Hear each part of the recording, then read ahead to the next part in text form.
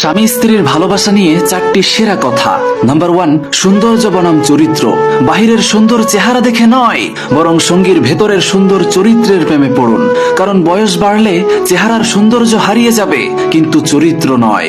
Number 2, দুজনের ঝগড়া ও সমাধান।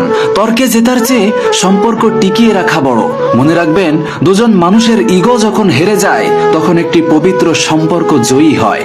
নাম্বার 3, একে অপরের প্রতি সম্মান। যে স্বামী বা স্ত্রী তার সঙ্গীর দোষ অন্যের কাছে শেয়ার না করে নিজেরাই মেটানোর চেষ্টা করে, স্বয়ং স্রষ্টাই নিজেই তাদের মধ্যে ভালোবাসা বাড়িয়ে দেন। নাম্বার 4, সুখের সংজ্ঞা।